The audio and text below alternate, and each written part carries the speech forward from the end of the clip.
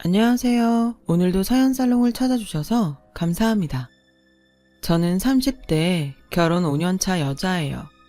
세상이 아무리 좋아졌다고 해도 며느리에게 시어머니는 긴장되고 조심스러운 상대라는 거는 여전하잖아요. 저는 그런 시어머니가 두 분이셨어요. 한 분은 법적으로 시아버님의 부인인 시어머니시고, 또 한 분은 시아버님이 한때 한눈을 팔아 지금의 남편을 낳아줬다던 시어머니죠. 결혼 전에는 몰랐어요. 그렇다고 남편에게 뭐라고 할 수도 없는 게, 저희 남편도 저와 결혼하고 이 사실을 알게 됐어요. 그때가 저희가 결혼한 지 얼마 안 됐을 때였는데, 시아버님이 심근경색으로 갑자기 세상을 떠나셔서 경황 없이 장례를 치르게 되었을 때였어요. 이틀째가 된 빈소에 갑자기 어떤 중년의 여자가 상복을 입고 나타났고, 그 여자를 보는 순간 시어머니는 손을 부들부들 떨며 "당신이 왜 여기에 상복을 입고 나타나?" 라고 미친 듯이 소리를 치셨어요. 저와 남편, 그리고 빈소를 찾은 조문객까지 모두 깜짝 놀랬고, 그 뒤 시어머니는 고래고래 소리를 지르시다 그만 정신을 잃고 쓰러지셨어요. 저희 부부는 가까운 병원에 시어머니를 잠시 모시고 다시 빈소로 갔는데, 황당하게도 시어머니를 쓰러지게 한 그 중년의 여자가 뻔뻔하게 남의 집 조문객을 자기 손님처럼 맞이하고 있었어요. "얘, 저 여자 누구니? 누군데 자기가 상복을 입고 조문객을 받아?" 저를 도와 빈소에 계셨던 저희 친정엄마는 크게 당황해 저를 붙잡고 말씀하셨고, 그 말을 들었는지 그 여자는 잠깐 이야기를 하자며 저희 부부와 저희 친정 식구들까지 모두를 불러 앉혔어요. 많이 놀라셨을 텐데 지금부터 제가 하는 말을 똑똑히 들어주셨으면 좋겠습니다. 저는 여기 사돈의 사위를 낳은 생모이자 저 남자의 두 번째 부인이에요. 아, 너한테는 시어머니가 되겠구나. 그러니 지금부터는 조강지처라고 뻐기는 그 여자 말고 생물학적으로 어민 나한테 효도를 해주었으면 좋겠구나. 말도 안 돼. 저와 남편은 동시에 말했어요. 저희 부모님도 그 여자의 말에 놀라서 입도 다물지 못하셨고, 다른 친인척들과 조문객들은 자기들끼리 수군거리기 시작했어요. 그때였어요. 효도? 돈 봉투에 눈이 멀어? 지 자식도 버리고 간 상간녀 주제에 뚫린 입이라고 함부로 떠들어? 왜?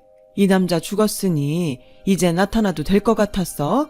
넌 법적으로 뭣도 아니야. 둘째 부인? 어디 첩도 안 되는 게 스스로 둘째 부인이래. 여기서 당장 나가. 그 상복 찢어버리기 전에.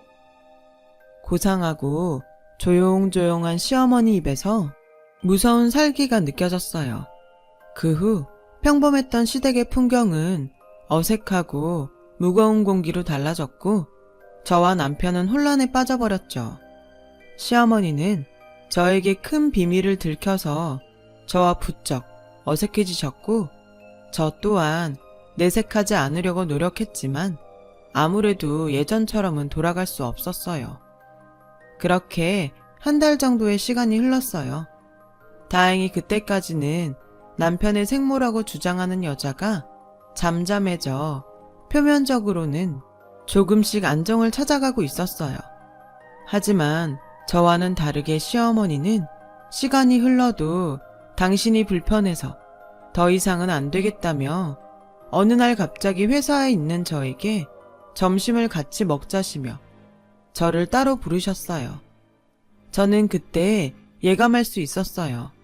시어머니가 당신이 평생 안고 왔던 그 비밀에 대해 저에게 자세히 이야기하려는 것을요. 그리고 제 예감은 틀리지 않았어요. 갑자기 밥 먹자고 해서 놀랐지. 내가 도저히 이대로 지내는 건 아니다 싶어서. 정말 너한테 미안한 것보다 창피하다. 이 이야기는 평생 너뿐만이 아니라 영훈이한테도 안 하고 싶었는데. 그렇게 시작된 시어머니의 이야기는 당신의 아픈 과거에서부터 시작되었어요. 지금은 돌아가시고 안 계시지만 시어머니의 시어머니인 시할머니는 그렇게 대를 잇는 것에 집착이 심하셨대요. 그런데 시어머니는 아들은커녕 딸도 낳을 수 없는 불임이셨고, 시할머니는 그 사실에 집안의 대를 끊어먹은 물건이라며 자신이 주동하에 시어머니를 집에서 쫓아내려고 하셨대요. 그래도 용케 버티고 버텨 살다 보니 연로하셨던 시할머니는 당신이 갖고 있던 지병으로 세상을 떠나셨고, 마침내 평온이 찾아와 그 즈음엔 아이라도 한 명 입양해 친자식처럼 키울 수 있으면 좋겠다고 생각하셨대요. 당시 시아버지는 지역사업으로 꽤 돈을 잘 버셨지만 집에는 소홀한 편이셔서 시어머니는 늘 외로웠다고 하셨어요. 하지만 그런 외로움도 잠시, 웬 젊은 여자가 갑자기 갓 태어난 아이를 안고 나타났고 다짜고짜 시어머니에게 이 집 주인은 이 집 핏줄을 낳은 자기라며 시어머니에게 큰 소리로 나가라고 했대요. 네, 그 사람이 안고 있던 갓 태어난 아기가 저의 남편이에요. 시어머니는 황당하고 어이가 없어 시아버님을 불렀고, 소식을 듣고 헐레벌떡 뛰어온 시아버님은 무지막지한 힘으로 당신의 내연녀를 밖으로 내치시며 큰 소리를 치셨대요. 내가 양육비는 줄 테니까 조용히 살라고 했지? 아니, 애도 못 낳는 저 여자가 뭐가 좋아서 조강지차로 데리고 있냐고. 애 호적은 어쩔 건데 기어이 애비 없는 애로 살게 할 거야? 그럼 애만 두고 나가던가. 네가 바라는 게 그런 건 아니잖아. 어떻게든 애 팔아서 뭐라도 뜯어갈 심상 아니야? 사람을 뭘로 보고? 그래, 아니야. 그 순간 시아버지는 미리 챙겨온 돈봉투를 냅다 던지셨대요. 절대 아니라고 하던 내연녀는 돈봉투에 저절로 몸이 반응해 액수를 확인했다고 하더라고요. 선택해. 그거 갖고 영원히 나타나지 말던가 아니면 네 애 데리고 네 하고 싶은 대로 계속 하던가. 나야 집사람 데리고 다른 데로 이사가면 그만이야. 시아버지의 단호한 말과 거액의 돈봉투로 내연녀는 정말 아무런 미련도 없이 그 자리를 떠났대요. 핏줄이 어쩌고 할 땐 언제고 자기 애도 그냥 버려둔 채로요. 시어머니는 밖에서 전부 들리는 두 사람의 대화에 마음이 산산조각 나서 바닥에 털썩 주저앉으셨대요. 그때 절망에 빠진 시어머니 눈에 자기 엄마가 자기를 버리고 간 줄도 모르고 방긋방긋 웃으며 베넷짓을 하는 어린 남편이 보였고, 그 순간 그래, 남의 애도 데려다 키우려고 했는데 이 집 핏줄이면 내가 못 키울 것도 없지. 그렇게 시어머니는 아기인 남편을 당신 손으로 키우기로 하셨대요. 그리고 아이를 안아든 순간 그 느낌과 그 기분은 정말 자신의 아이를 안은 기분이었다고 하셨어요. 그때 상황을 모두 수습했다고 여기는 시아버지가 집 안으로 들어오셨고, 아이를 안고 있는 시어머니에게 당당하게 그 아이 이리 줘. 또 애 핑계 대고 나타나서 소란 일으킬 거 아니야. 아니면 당신이 어디 영화원이라도 데려다 주던가. 라고 말씀하셨대요. 평소에도 사람이 참 인간적인 정이 없다고 생각했는데 내연녀의 출연도 화가 나지만 뻔뻔한 시아버지의 태도에 시어머니는 없던 정도 뚝 떨어져 그동안 버티고 살았지만 이제는 헤어지고 싶다는 마음까지 들었답니다. 하지만 자신의 위험을 감지했는지 애기인 남편이 그 자그마한 손으로 시어머니의 옷자락을 꼭 잡았고, 시어머니는 그때가 자신과 남편이 진짜 모자지간으로 맺어진 순간이라고 하셨어요. 시어머니는 아이를 안고 결혼하고 처음으로 뻔뻔하기 그지없는 당신의 남편에게 이렇게 말씀하셨대요. 이 아이가 무슨 죄예요? 잘못은 당신이랑 그 여자가 해놓고 어쩜 뻔뻔하게 나한테 사과 한마디가 없어요? 사과? 지나가는 사람들한테 물어봐. 내가 어머니 계실 때 당신 내치지 않고 지금껏 데리고 살았는데 사과하라고? 어머니 계셨음 아까 그 여자 며느리 삼으신다 두 팔 벌려 환영하셨을 거야. 나는 지금도 내 자식 낳아준 여자보다 당신 편 들고 있는데 뭐? 사과를 하라고? 고맙네요. 너무 고마워서 지금 사지가 다 부들부들 떨리네요. 이 아이는 내가 키워요. 당신 자식이라서가 아니라 아이는 잘못이 없으니까. 괜히 키웠다가 애 뺏었다는 소리 들어. 그리고 걔도 커서 나중에 지 엄마 찾아간다고 하면 그것도 또 골치 아파. 당신이 싫으면 내가 데려다 줄게. 이리 줘. 내가 키운다고 했잖아요. 영아원에 데려다 줬다가 이 아이 운명이 어떻게 될 줄 알고. 당신은 하늘도 안 무서워요. 그러다 벌 받아요.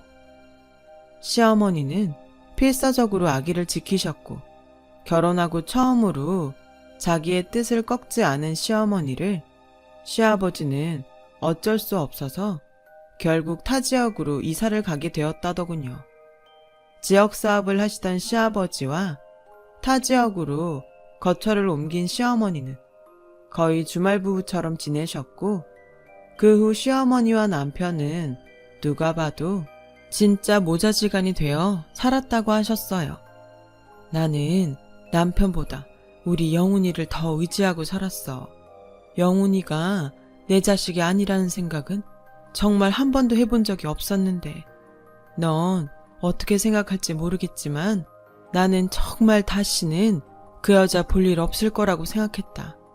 나중에 영훈이가 초등학교 갈 때쯤엔 네 시아버지가 하던 일도 접었고 완전히 그 지역과는 연을 끊었으니까 우연이라도 더는 만날 일 없겠다 생각했지.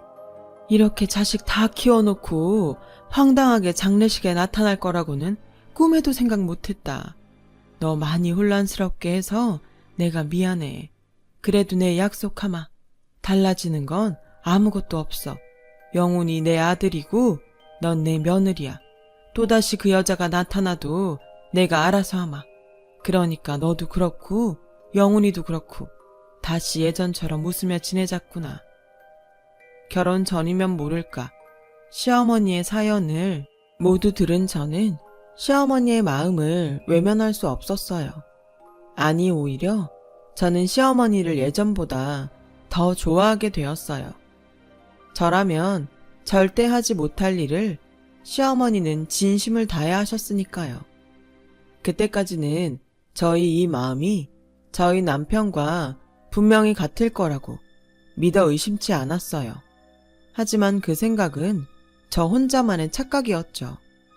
남편은 그 일이 있고 얼마 후 저에게 이렇게 말했어요. 있잖아, 다음 주에 우리 어머니 모시고 외식할까? 외식? 뭐 상관없는데 다음 주에 어머니 동창 모임 가신다고 하지 않았어? 그게 나 낳아준 어머니가 밥 한번 먹자고 하시네. 세상에, 저는 남편의 말에 대답하는 것도 깜빡 잊을 만큼 놀라고 말았어요. 옛날 어른들 말에 핏줄은 당긴다고 하더니 이런 게 그런 걸까요? 저는 시어머니에게 모든 사연을 다 들어서인지 남편의 달라진 태도가 이해하기 어려웠어요. 우리가 왜? 그 사람이랑 밥을 왜 먹어? 그래도 나 낳아주신 분이잖아. 당신도 들었잖아. 당신 낳아준 그 여자 돈 때문에 당신 버리고 간 여자야. 당신 지금 어머니 아니었으면 어떻게 됐을지 알 수 없어.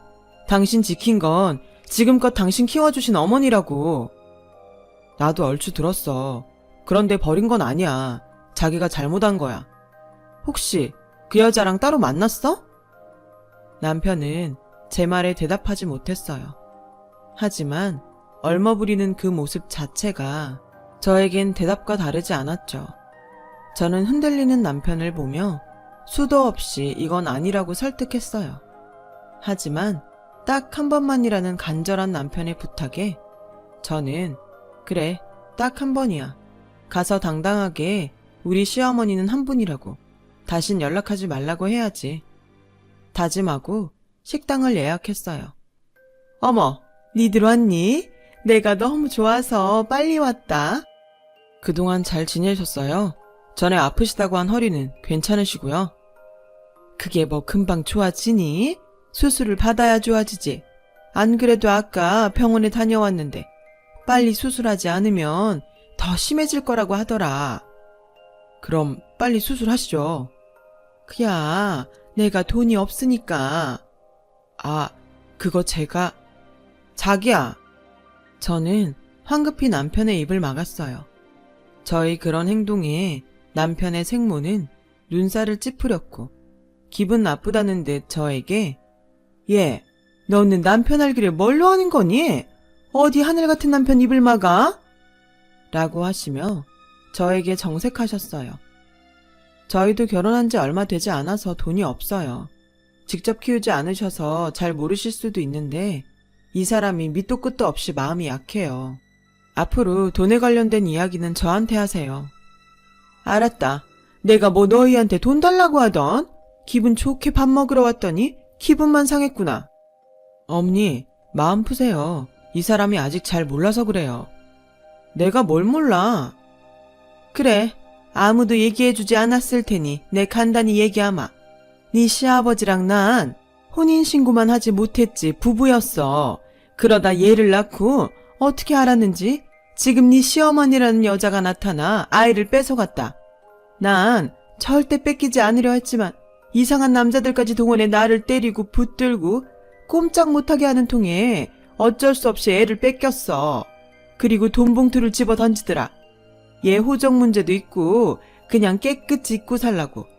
나중엔 아이를 돌려달라고 부탁하러 갔는데 이사를 가고 사라진 후였어. 그러다 우연히 그 사람이 죽었다는 소식을 들었고 그래도 남편 마지막 가는 길은 제대로 인사하고 싶어서 갔다가 그 사단이 난 거야. 남편은 뭐가 그리 마음이 아픈지 눈물까지 글썽였어요. 하지만 저는 그 여자의 말을 믿지 않았고 그렇게 저와 남편의 생모는 남편을 사이에 두고 서로를 경계하는 사이가 되었어요. 당신, 우리 어머니한테 너무한 거 아니야? 당신이야말로 어떻게 사람 마음이 그래? 여태 길러준 어머니한테 죄송하지 않아? 감사해. 어떤 게 진실이든 지금까지 날 키워주신 건 맞으니까. 그렇다고 해서 날 낳아준 어머니를 모른 척할 순 없어. 그래서 기어코 그 여자 수술비를 주겠다는 거야? 자식인데 당연한 거 아니야? 와, 보통 아파도 괜찮다고 하는 것이 진짜 부모 마음 아닌가요? 어떻게 된 게 그 속이 빤하게 보이는데 이 남자는 자신의 생모라는 이유 하나만으로 이렇게 콩깍지가 단단히 씌일 수 있는 걸까요? 결국 남편은 자신의 카드로 그 여자의 병원비를 계산했어요. 물론 저 모르게 그 후로도 계속 만나 이것저것 지원을 했고 저는 남편의 카드값과 없던 대출금 내역을 발견해 그날 결혼하고 큰 싸움을 벌이게 되었어요. 이거 다 뭐야? 이거 다 그 여자한테 돈 해준 거야? 그게 나한테 여동생이 한 명 있어. 근데 걔가 이번에 결혼을 한다네. 혼수해 갈 돈이 없다고 해서. 저는 남편의 말에 뒤통수를 3개 맞은 것 같이 머리가 핑 돌았어요.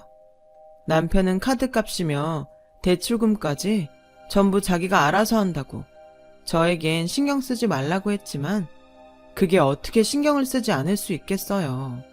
그 후로도 저 몰래 남편은 자신의 생모를 만나는 듯 보였고 빚은 줄지 않고 마이너스 통장까지 만들어 점점 늘어났죠. 저는 저 혼자는 도저히 남편을 막을 수 없을 것 같아 시어머니를 찾아갔어요. 뭐? 너는 왜 그걸 지금 얘기하니?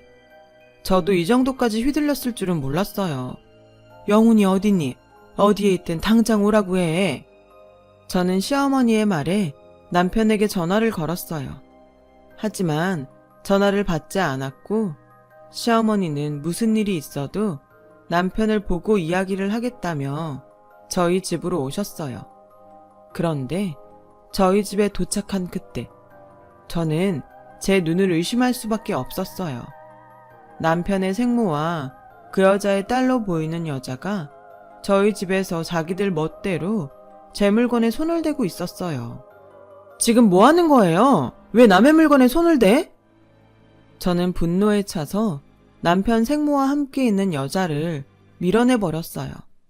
그리고 그 여자 손에 들린 제 물건을 다시 뺏어왔는데 그러자 이번엔 남편의 생모가 야 이년아 어디 감히 내 딸한테 손을 대?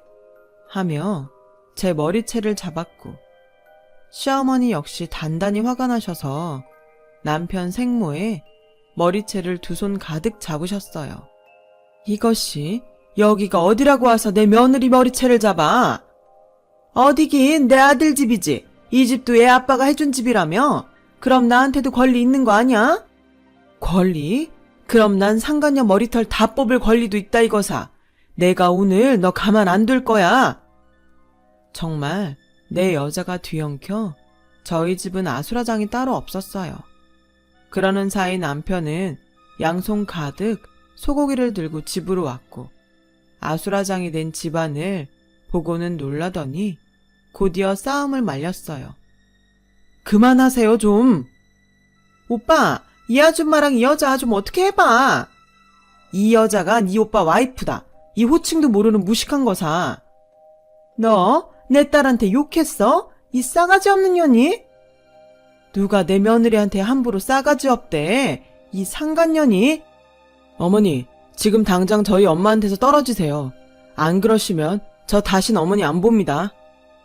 남편의 그 말은 시어머니에게는 비수가 되었고 저에겐 충격으로 다가와 남편이 바라던 대로 싸움은 끝이 났어요. 뭐? 너 지금 뭐라고 했니? 당신 미쳤어? 누가 당신 엄마야? 예, 아무리 내가 버부르는 남이라고 해도 네 남편 낳아준 사람이다. 너는 어쩌면 그렇게 한결같이 나를 무시하니? 맞아, 이 여자 진짜 해도 너무해. 남편은 자기가 정리하겠다며 자신의 생모와 여동생을 집으로 돌려보냈어요. 그리고 아직도 충격에서 헤어나오지 못하는 시어머니에게 무릎을 꿇더니 이렇게 말하더군요. 그동안 키워주셔서 감사합니다. 저 정말 그 은혜 잊지 않을게요. 명절이고 생신이고 남들 하는 거 다 하겠습니다. 근데 저도 저 낳아준 엄마랑 갖지 못한 시간 보내고 싶어요. 어머니는 아버지랑 그렇게 정도 없으셨잖아요. 그냥 저희 엄마 인정해 주시면 안 될까요? 네가 어떻게 나한테 이러니? 내가 너 키우면서 내 자식 아니라고 소홀히 했어? 어떻게 지 생모 나타났다고 여태 널 키운 나한테 이러니? 죄송합니다. 머리로는 당연히 아니라는 걸 아는데 마음이 따라주지 않아요. 저는 가만히 듣다 정말 이건 아니다 싶었어요. 그래서 좋아. 당신 뜻이 그렇다면 난 당신 엄마 시어머니로 못 봐. 우리 이혼해. 라고 말했고 제 말에 남편은 아무런 대답도 하지 못했어요. 저희는 결국 법원으로 향했어요.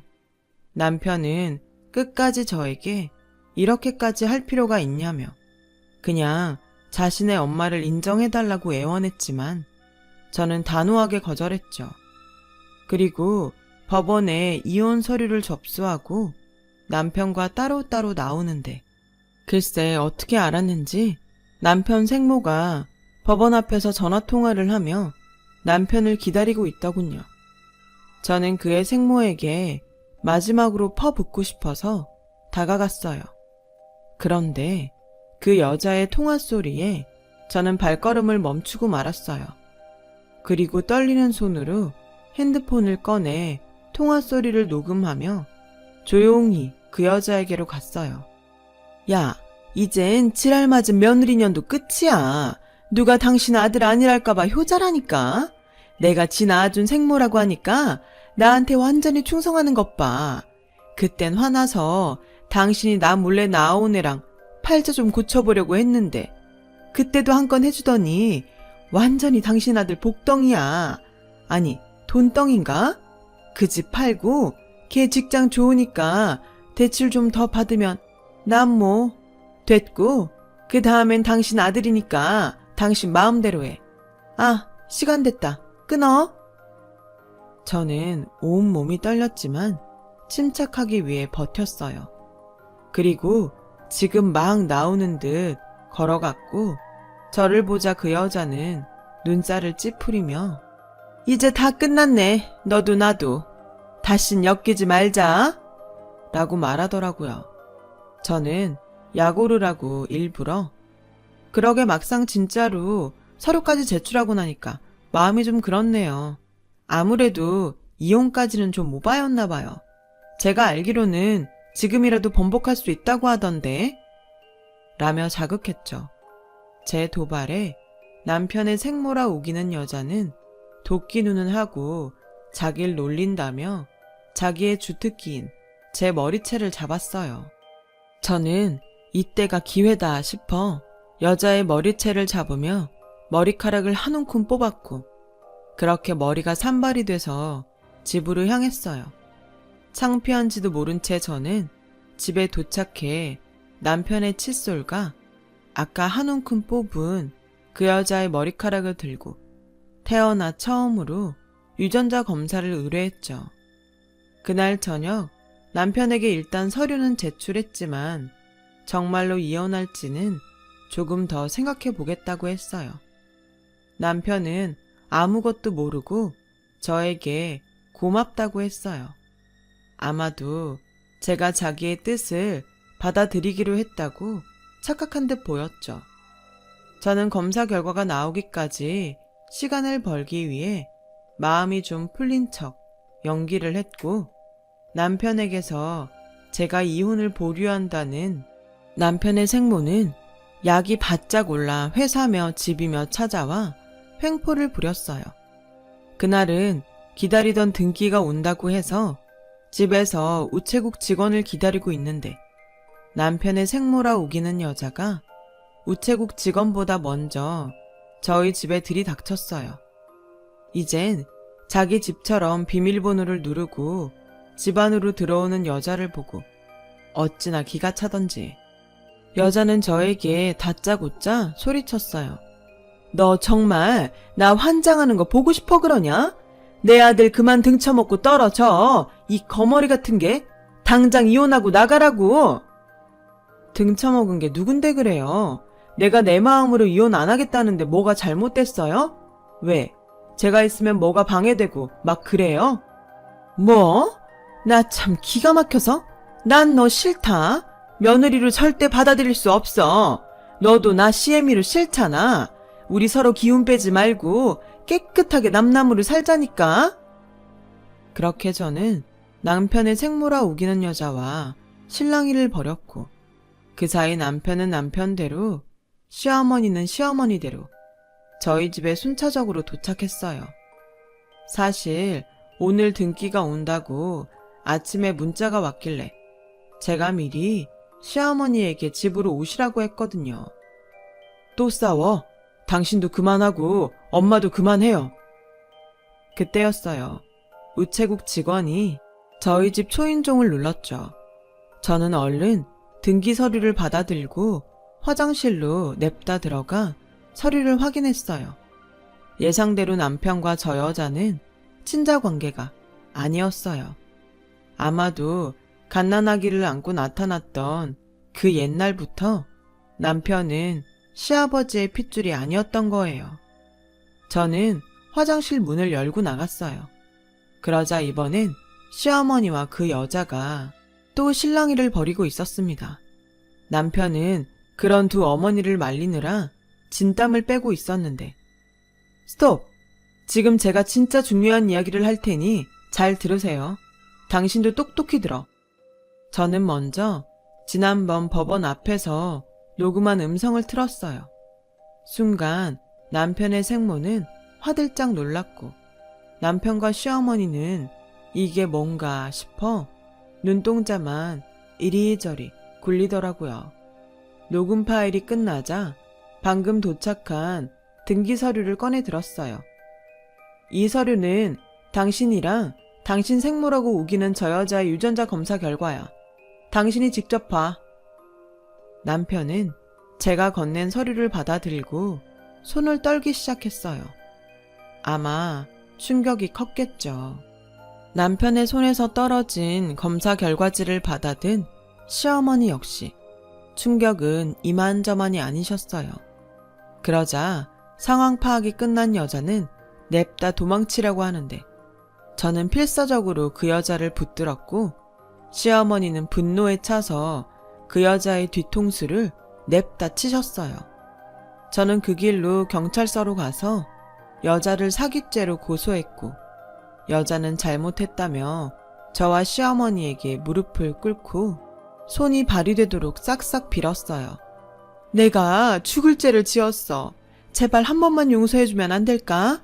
저기 사모님, 저 좀 봐주세요. 먹고 살려고 그랬어요. 오죽하면 애를 데리고 제가 거길 갔겠어요. 제발 며느님 좀 말려주세요. 내가 미쳤어? 하마터면 우리의 인생 망칠 뻔했는데 내가 당신을 왜 봐줘? 그냥 그때 돈 봉투나 받고 떨어지지. 뭘 더 뜯어내려고 나타나서 애 가슴에 대못을 박아. 앞으로 우리 애는 어떻게 살라고? 시어머니는 충격의 넋을 놓고 있는 남편을 보고 울기 시작하셨어요. 이 순간에도 속았다는 사실보다 남편이 받은 충격이 더 가슴 아픈 시어머니셨어요. 그런 큰 소동을 겪고 남편은 시어머니 보기가 죄스러워 앞으로 볼 수 없을 것 같다고 했어요. 시어머니는 남편의 말을 듣고 사람이 작정하고 속이는데 어떻게 안 속고 배기냐며 오히려 충격받은 남편에게 잘못이 없다고 위해 주셨어요. 그리고 시어머니는 난 네가 누구의 핏줄이든 상관없다. 남의 애도 자기 자식처럼 키우는 세상인데 난 아마 처음부터 그 사실을 알았어도 널 기꺼이 내 자식으로 키웠을 거야. 그때 넌 분명히 내 아들이 될 운명이었어. 난 그걸 느꼈고 아주 감사한 마음으로 널 키웠다. 어머니, 정말 죄송해요. 제가 어머니한테 그러면 안 되는 건데 제가 배은망덕했어요. 저 같은 건 버려져도 싸요. 어머니 그냥 저 미워하셔도 되고 원망하셔도 됩니다. 내가 왜 내 귀한 아들한테 그런 짓을 하니? 됐다. 지금 네 마음만으로도 난 다 용서할 수 있다. 그러니 그만해. 네가 그러면 그럴수록 어미 마음은 찢어지는 거야. 남편은 끝내 시어머니의 말에 어린아이처럼 엉엉 울었어요. 저도 얼마나 울었는지 몰라요. 정말 엄마라는 존재는 어떤 것에도 비유할 수 없을 정도로 대단하다는 걸 그 순간 느꼈어요. 그 일이 벌써 3년 전의 일이네요. 지금 남편과 시어머니는 둘도 없는 모자지간으로 제가 다 질투가 날 정도로 잘 지내고 있어요. 저는 지금 임신 8개월에 접어들어 회사에도 미리 육아휴직을 내놓은 상태인데 시어머니는 그런 저를 돕고 싶다고 하셔서 합가를 생각하고 있어요. 남들은 시어머니와 함께 사는 건 추천하지 않는다고 하던데 저는 오히려 시어머니 같은 엄마가 되고 싶어 함께하는 그날을 손꼽아 기다리고 있답니다. 그래서 요즘 저희 친정엄마가 사부인에게 딸을 뺏겼다고 자주 삐치시곤 해요. 큰 고비를 어렵게 넘어온 우리 가족, 앞으로는 서로 사랑만 하며 오랫동안 행복하기를. 그리고 누구보다 저희 시어머니가 가장 많이 행복하기를 저는 바라고 또 바랍니다. 지금까지 저의 긴 사연 들어주셔서 고맙습니다. 늘 지금의 저희 가족처럼 행복하시길 바랄게요. 여러분, 사연 댓글에 응원과 현명한 조언 부탁드려요. 좋아요와 구독은 저에게 큰 힘이 됩니다. 오늘도 좋은 일 가득하세요.